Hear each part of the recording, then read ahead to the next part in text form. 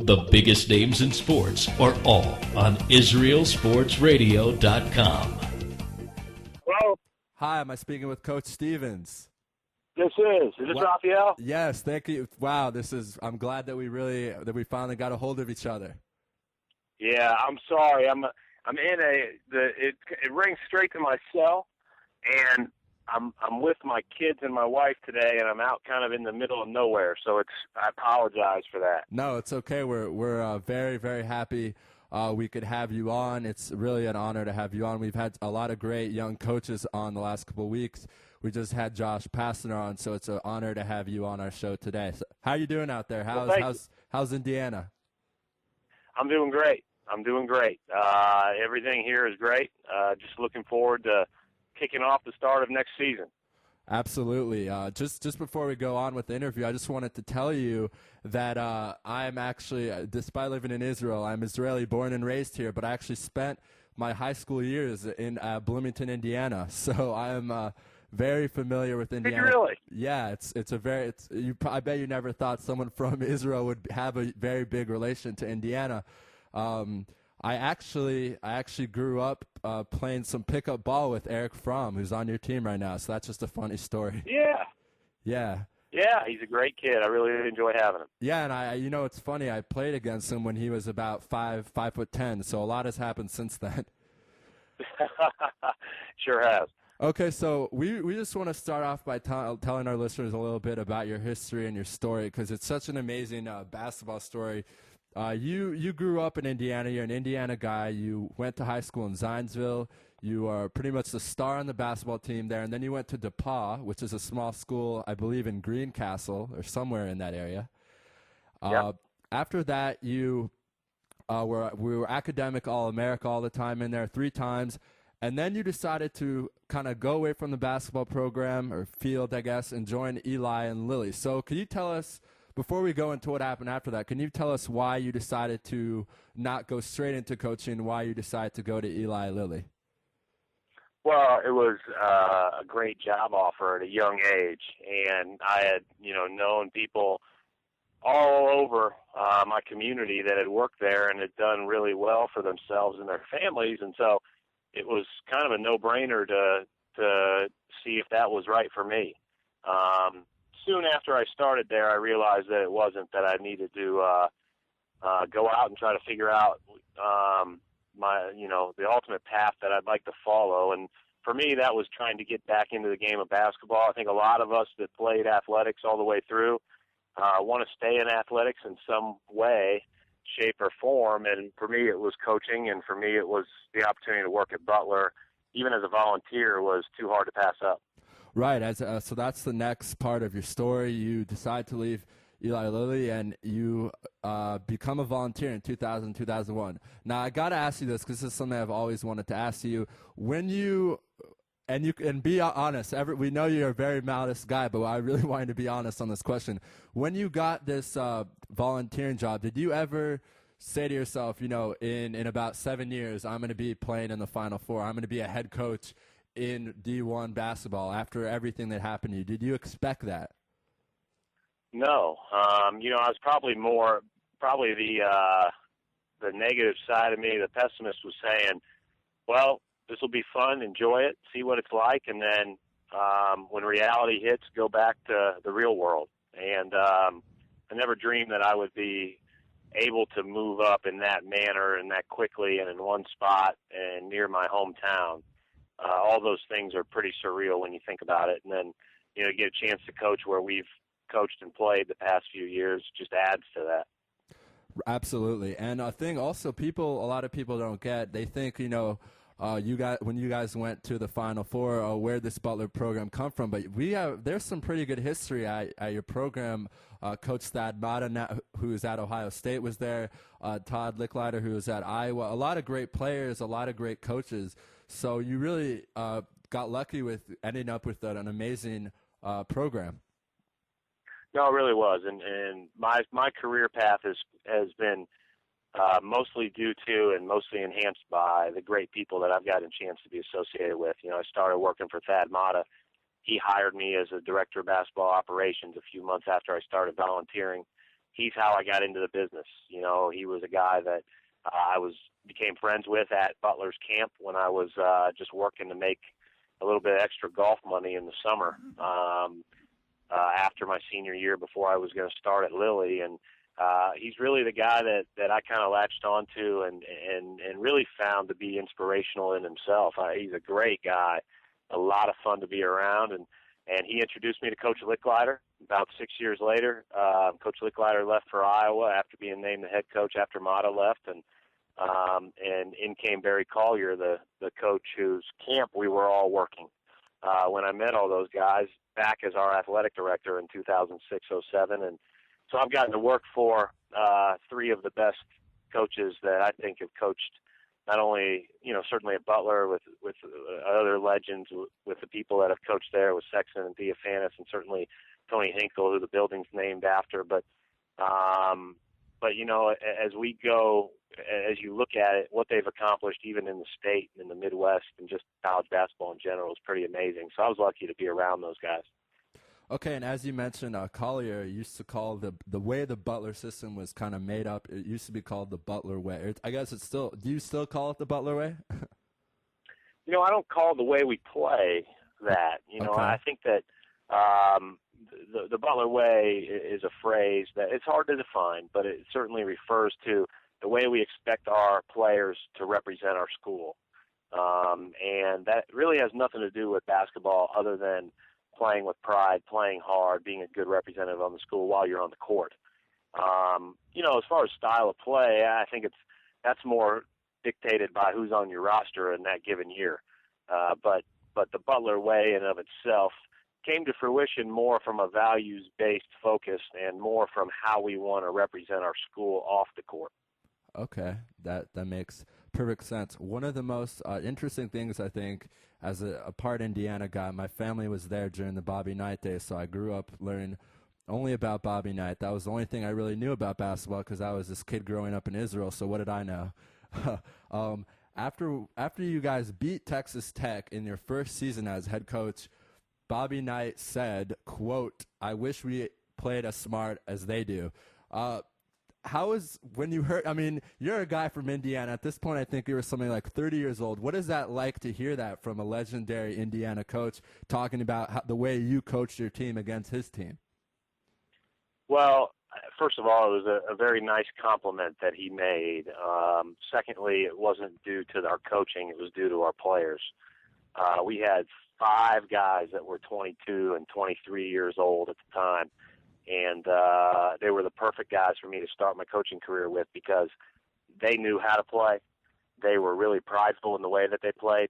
And no matter who was going to be at the helm of that team, as long as we just guided them and really didn't overdo it with them, they were going to have success. And so I think that it was much more, it was certainly a nice compliment. And the coaches, when things go well, get a lot of credit. When things don't go well, they get a lot of blame. But most of the time when the coaches are getting credit, the players should get a lot more of it because they're the guys that are out there doing it. So I thought it was a real compliment to them, not necessarily me or anything that I was doing. Okay, and that year you won a record 30 games and you beat teams like Michigan, Texas Tech, as we just mentioned, Florida State, and Ohio State. Was Coach Thad Matta at Ohio State at that time? He was. He's been at Ohio State since 05, 06, and you know, he scheduled a 4-year contract with Butler starting at their place and then thinking that Greg Oden and Mike Conley would come back home to play. And we actually took the 1 year they were at Ohio State off, and so that never came to fruition. So we got the better end of that deal because we got Ohio State at home twice without those two.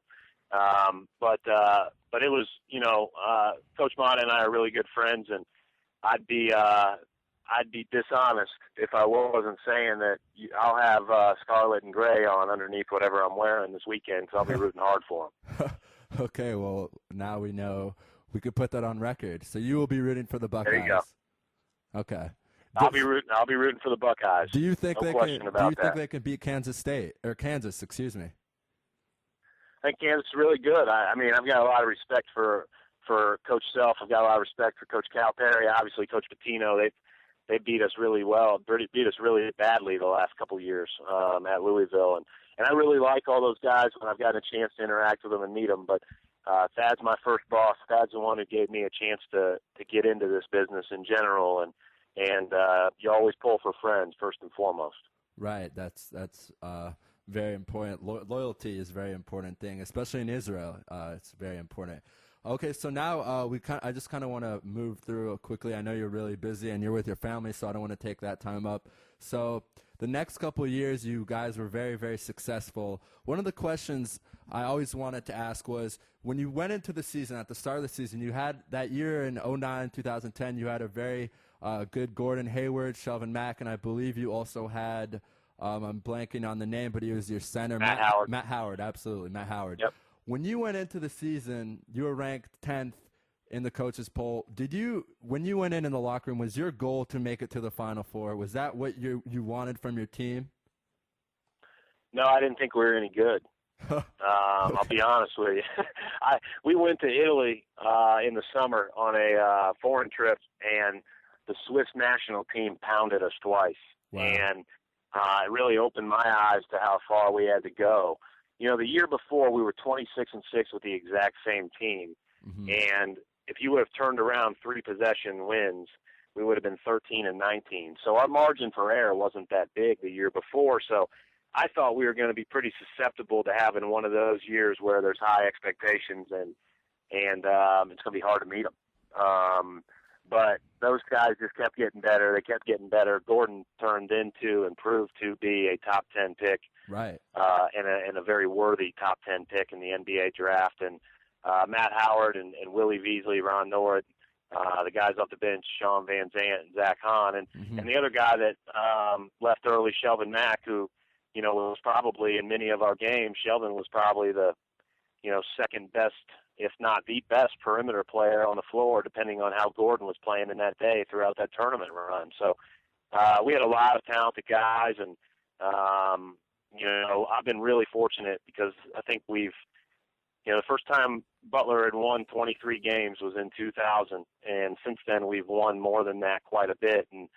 But I don't know if I've ever been on a team that was that, the combination of talented, coachable, and eager to compete. Okay, very, very cool. So when you guys went to the Final Four, I've been to Butler University. I have a good friend who goes there. What was it like for the community and for not even the city itself and the actual school when you guys were making this run in the Final Four?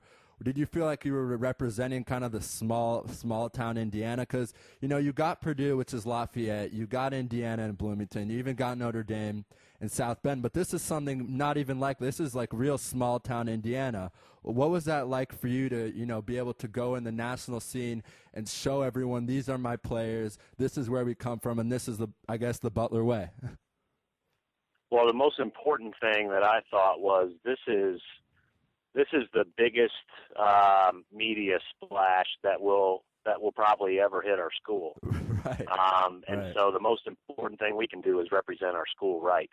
And so I was really, really focused on, you know, with every interview, with every opportunity that our guys were doing what they've always done, and that's just being themselves, but also making sure they understood that representing their school was first and foremost in their minds. They did a great job with that. Both Final Four runs, you know, it brings $1.4 million or $1.4 billion in free advertising when you add it up. And the thing that I'm so proud of, it was $1.4 billion in the positive look into our university. Right, and that's something that I think a lot of people in Butler really was a real big deal for them, because a lot of people just know Butler as this academic school. I don't even think they have a football team, or if they do, I don't know if it's D1, but they're not one of those schools where you go where it's like a Big Ten school, where this is a small school, but in Indiana. And I think that's the key, is that this school is in Indiana. A lot of the guys who play for you are from Indiana. A lot of guys that the bigger schools in Indiana won't take. I believe that, 1 second, I don't know why I'm mixing up the name right now. Matt Howard is from Indiana, correct?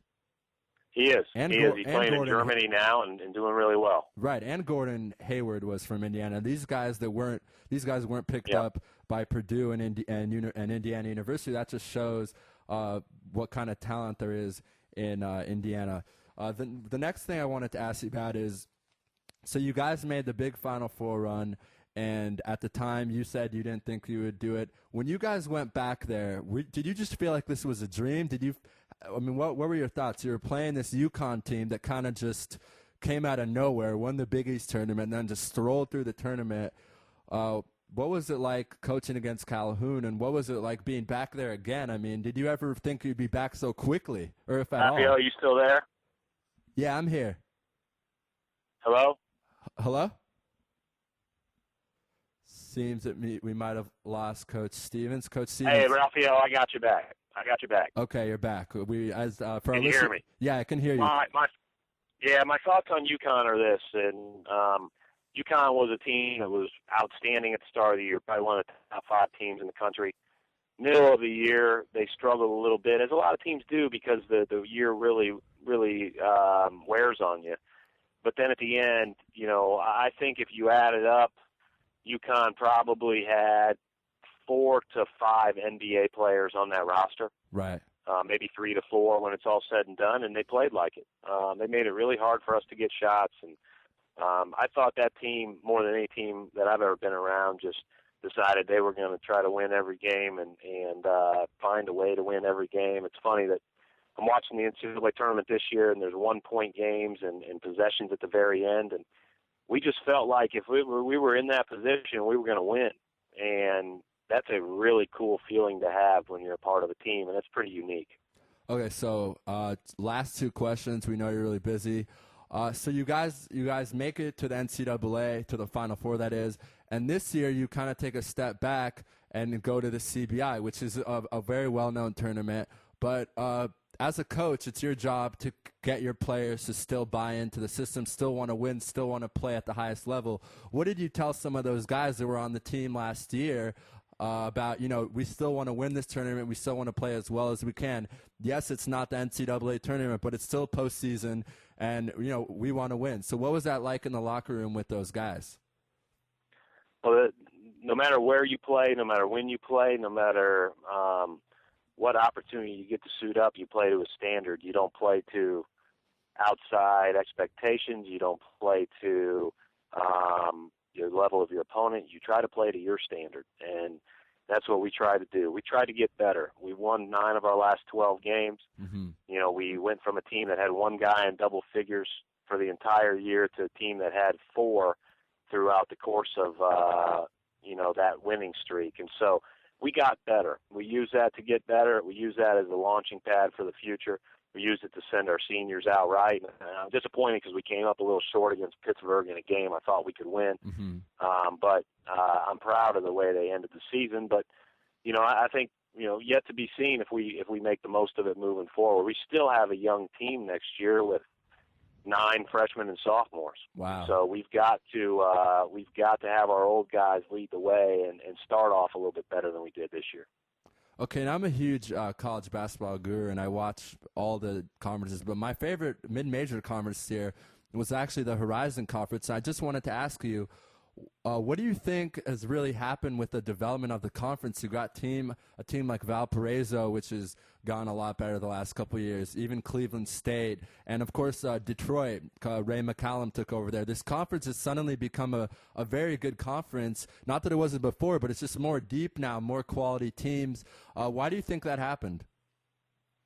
Well, I think, first of all, I appreciate you saying that. I don't think the perception meets reality here in the United States. I don't think that the conference, people understand outside looking in just how good it is. Mm-hmm. So I do appreciate you saying that. I think the bottom line is, and this happens in every league. We've had a great run in the early 2000s. Milwaukee had a great run for 3 or 4 years in the mid 2000s, and we've had a great run for the last 5 years. And what it does is, and when Milwaukee was really rolling, we were focusing and setting our sights on how do we beat Milwaukee? Who do we recruit to try to beat Milwaukee? And I think that's the way that it kind of works. And you end up with teams and leagues that are more balanced, they're better, they're deeper. I just think there's a lot of good players out there. We've got a transfer from Arkansas who's a heck of a guard, and he'd be the first guy to tell you that, hey, when you look at perimeter players across the country, minus the top 10, 15, maybe draft picks that are guards, there's not a lot of difference between 1, 2s, and 3s at the high major and mid major level. The difference is often at the size of the 4s and the 5s. Now, that being said, I think that margin is decreasing with, a lot of kids that are good enough with size leaving after 1 year. Okay, very, very well said. No, I really believe that. Milwaukee I believe Bruce Pearl was the coach there. So there's been a lot of good coaches. It's a very solid conference. Ray McCallum could have gone to any school and he stayed in the conference. So I actually ended up watching your conference tournament and just found it very, very competitive. So I want to leave you with this last question that I'm sure you get asked all the time. And before I ask it, I just want to tell you that I kind of have a better idea now of why you say what you say, just because I really understand your feelings towards this program and what they've done for you. The last couple of years, you've always had numerous job openings pop up, and you've always declined them. I mean, I know the answer, but I got to ask, why do you always decide that Butler is the best place for you to stay? Well, the easy answer whenever you're comparing and you're